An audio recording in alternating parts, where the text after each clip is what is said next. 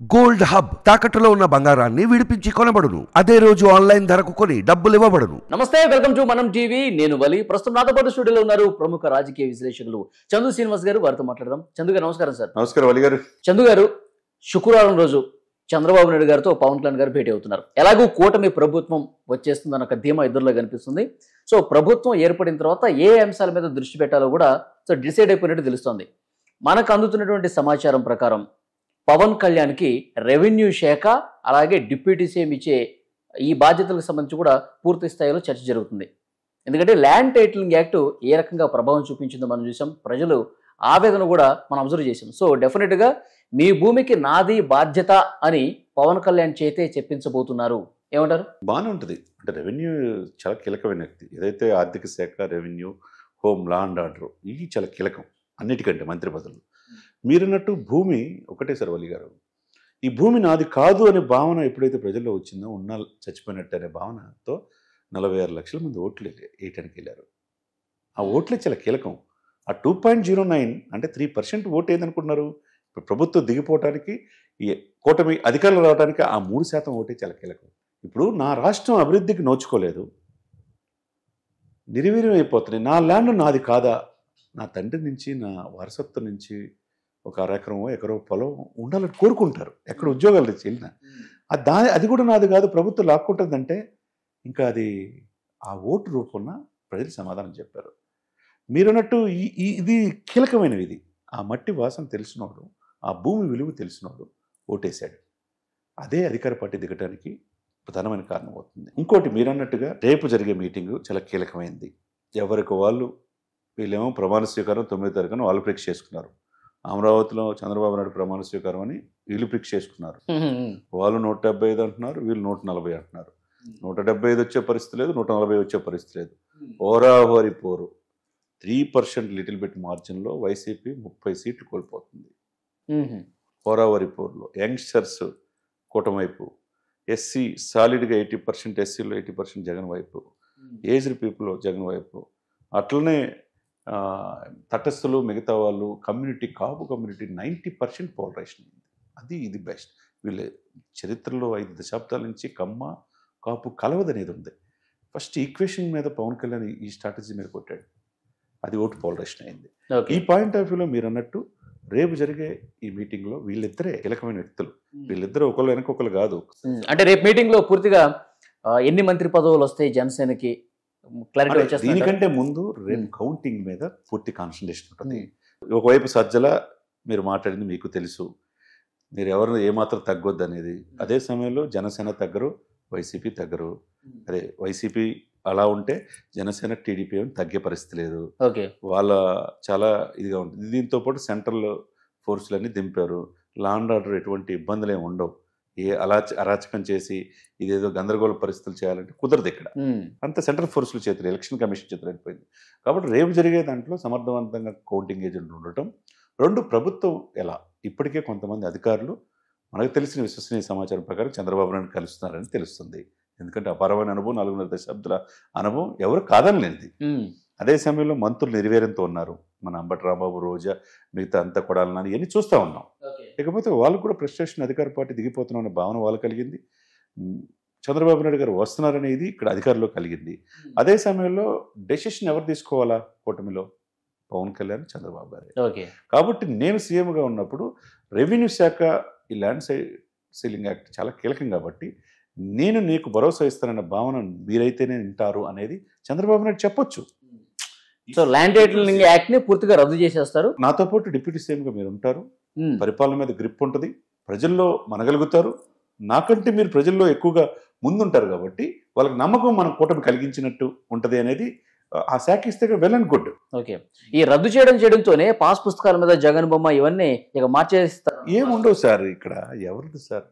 నీదైనా నాదైనా నా భూమి చచ్చిపోయేదాకా నాతో ఉంటుంది. మా నాన్న ఎమోషన్తో గుడిపడింది, డబ్బు విలువ కాదు. ఇక్కడ నా సొంత ఇల్లు ఉంది సార్ నా ఊర్లో. ఆ ఇల్లు అమ్మమంటారు, ఇన్ని లక్షలు ఇస్తామంటారు, నేను అమ్మను.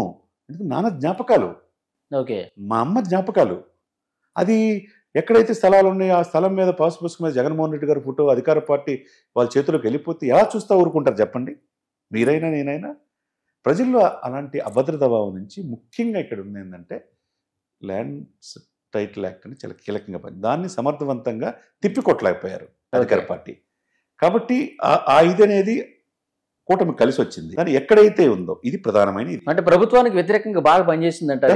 పనిచేసింది. యాక్చువల్గా వైసీపీ వాళ్ళు ఏం చెప్తున్నారంటే అది తీసుకొచ్చింది సెంట్రల్ గవర్నమెంట్, ఆ సెంట్రల్ గవర్నమెంట్ లో ఉన్నది భారతీయ జనతా పార్టీ, ఆ భారతీయ జనతా పార్టీతో కలిసి ఉన్నది మీరు దీని గురించి మాట్లాడతారని చెప్పి. సరే, మరి మీరు ఎందుకు ఎదుర్కోలేకపోయారు, ఎందుకు చెప్పలేకపోయారు? ఇప్పుడు అయిపోయిన తర్వాత ఏముంది? మరి అదే పురంధేశ్వరి గారు వీళ్ళందరూ ఉన్నారు కదా, మీకు 22 ఎంపీలు ఇచ్చినప్పుడు 5 సంవత్సరాలు ఏం చేశారు? మరి దీని మీద ఒక అవగాహన సెంట్రల్ ఇచ్చిందని ఎందుకు చెప్పలేకపోయారు? అది ప్రజలు బలంగా వెళ్ళింది. నా భూమి, నా రాష్ట్రం అభివృద్ధి లేదు, పరిశ్రమలు లేవు, మద్యం ఏర్లైపోతుంది, గంజాయికి అడ్డాగా ఆంధ్రప్రదేశ్ అయిపోయింది, జాబ్ క్యాలెండర్ లేదు, పోలవరం పూర్తిగా లేదు, స్పెషల్ స్టేటస్ లేదు, అసలు రాజధాని లేని రాష్ట్రం, ఇంత దౌర్భాగ్య పరిస్థితి దేశంలో ఎక్కడన్నా ఉందా అని ప్రజలు కలిగారు కాబట్టి ప్రభుత్వానికి వ్యతిరేకంగా ఓటేశారు. లేకపోతే పవన్ కళ్యాణ్ గారు ఆ బాధ్యత చెప్తే సమర్థవంతంగా చేయగలరు. చాలా కీలకమైన సీనియర్స్ ఈ పార్టీలో ఉన్నారు. నెక్స్ట్ ఏంటంటే డిఎస్సి, మెగా డిఎస్సి కూడా చేయాలి. 3 జాబ్ క్యాలెండర్, యువతలో ఉత్సాహం కలిగించాలి, నిరుద్యోగుల నుంచి చేయాలి. తర్వాత ఈ మద్యం మోటార్ని ఎంతమంది చనిపోయారో కల్తీ మద్యంలో మనం చనిపోవచ్చు. తర్వాత ఈ యొక్క గంజాయిని కంట్రోల్ చేయాలి. ముఖ్యంగా లా అండ్ ఆర్డర్ ఏంటంటే అండి, ఆంధ్రప్రదేశ్ భవిష్యత్తు ఏంది? అమరావతి రాజధాని అవుతుందా లేదా? బీజేపీ అమరావతి రాజధాని, టీడీపీ అమరావతి రాజధాని, జనసేన అమరావతి రాజధాని అందరూ కోరుకున్నారు, ఒక జగన్ గారి తప్పితే. కాబట్టి ఇది ఆ రోజు మట్టి తీసుకొచ్చిన, గంగాజలం తీసుకొచ్చిన ఢిల్లీ తలదన్నే రాజధాని చేస్తారని మోదీ గారు వాగ్దానం చేశారు. మరి నెరవేర్చాల్సిన బాధ్యత ఇప్పుడు పవన్ కళ్యాణ్ గారిది, చంద్రబాబు గారిది. ప్రజలు ఎదురు చూస్తున్నారు. ఒకసారి అని ఆప్షన్ ఇచ్చారు, ఒక్కసారి అయిపోయింది. ఇక మార్పు కోసం ప్రజలు కోరుకుంటున్నారు. ప్రభుత్వ వ్యతిరేకత ఇలా కలిసి వచ్చే అవకాశం ఉంది. ఆ 3% ఓటు ఏదైతే ఉందో ఈ కూటమి కలిసి వచ్చి రేపు కనుక నిజంగా స్ట్రాటజీగా సమర్థవంతంగా చంద్రబాబు నాయుడు గారు, పవన్ కళ్యాణ్ ఇద్దరు కలిసి కూర్చుంటే అన్ని సమస్యలు. జనసేనకి ఎన్నిసార్లు మంత్రి పదవులు వచ్చే అవకాశం ఉండొచ్చు మోస్ట్లీ? అంటే మంత్రి పదవులు ఏమనేది ఇంకా మనం ముందే ప్రిడిక్షన్ పక్కన పెడితే గౌరవంగా 15 మంది ఎమ్మెల్యే తక్కువ కాకుండా అసెంబ్లీలో అడుగుపెడుతున్నాడు. 17, 18 అనేది. ఆ 18 చాలా కీలకం. 18 ఎమ్మెల్యేలు అన్నారంటే దాదాపు 6 మంత్రి పదవులు వస్తాయి కదా. 18 మంది ఎమ్మెల్యేలు ఉంటే 5 నుంచి 6 రావాలి కదా, వస్తాయి డెఫినెట్గా. చాలా కీలకమైన పొజిషన్లో పవన్ కళ్యాణ్ ఉంటాడండి. Pawan Kalyan is big player. చాలా మంది తెలియదు ఏంటంటే తక్కువ తీసుకుంటారు. ఇప్పుడు 18 స్థానాలు వచ్చే అవకాశం ఉంది అంటున్నారు. మరి తెలుగుదేశంకి ఎన్ని వచ్చే అవకాశం ఉండొచ్చు? 80 నుంచి 85 అండి, డౌటే లేదు. అంటే టీడీపీ ఒకటే ప్రభుత్వాన్ని ఏర్పాటు చేయలేదు, జనసేన బీజేపీ అవసరం పడతాయి. బీజేపీ 3 సీట్లు వస్తాయి, కైకలూరు, విశాఖపట్నం అండ్ విజయవాడ వెస్ట్. వస్తుంది కదా. ఎల్లుండి కల్లా ఎగ్జిట్ పోల్స్ వచ్చేస్తాయి, రిజల్ట్ 4వ తారీఖు వచ్చేస్తున్నాయి. కాబట్టి కూటమి చాలా వ్యూహాత్మక. అమిత్ షా, మోదీ గారు ఉన్నారు. పవన్ మాట కూటమి కలవట, అధికార పార్టీ ఢీకొట్టాలండి. ఒకవైపు అధికార పార్టీలు నిస్తేజం ఆవరించింది, వాళ్ళు ప్రెస్టేషన్లో ఎలా మాట్లాడుతున్నారో తెలియట్లా. ఈ పాయింట్ ఆఫ్ వ్యూలో అంటే ప్రభుత్వం, ప్రజలు ఏం కోరుకుంటారు? ప్రజల్ని 86 ఫస్ట్ టైం 86% పోలింగ్లో పాల్గొన్నందుకు వాళ్ళకు హృదయపూర్వకంగా శుభాకాంక్షలు చెప్పాలా. ఎక్కడ ఎవరికి భయపడలా. రైతుపూట 1 గంట వరకు ఓటు హక్కును వినియోగించుకున్నారు. ఇది మంచి శుభపరిణామంగా మనం భావించాం. సో 31వ తారీఖు చంద్రబాబు నాయుడు గారితో పవన్ కళ్యాణ్ గారు భేటీ అవడం, అంటే కౌంటింగ్ ముందు భేటీ కావడం. సో ముఖ్యంగా పవన్ కళ్యాణ్ గారికి రెవెన్యూ శాఖ, డిప్యూటీ సీఎం ఇవన్నీ సో ప్రచారం జరుగుతున్న నేపథ్యంలో రేపు క్లారిటీ అయితే వచ్చే అవకాశం కనిపిస్తుంది. 100% క్లారిటీ ఉంటుంది. సో ఎట్లా ఉండబోతుందో కూడా చూద్దాం సార్. తప్పకుండా అండి. ఎందుకంటే పవన్ కళ్యాణ్ మంచి ప్రాధాన్యత ఇవ్వాలని బీజేపీ కోరుకుంటుంది. పవన్ కళ్యాణ్ గారు కోరుకున్నా కోరుకోకపోయినా ఆయన పదవిలో ఏమీ ఆశించడు. కానీ ప్రజల శ్రేయస్సు కోసం గౌరవప్రదమైన పదవిలో ఉండాలి.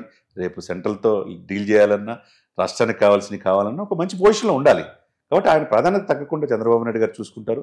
వాళ్ళిద్దరూ కలిసి జోడు ఏమంటారు, గుర్రాలు లాగా రాష్ట్ర పరిపాలన గాడిలో పెట్టే అవకాశాలు స్పష్టంగా కనపడుతున్నాయి. ఎటు తిరిగి మోదీ గారి అండదండలు, అమిత్ షా గారి అండదండలు ఎప్పుడు ఉంటాయి కాబట్టి. Okay, thank you sir.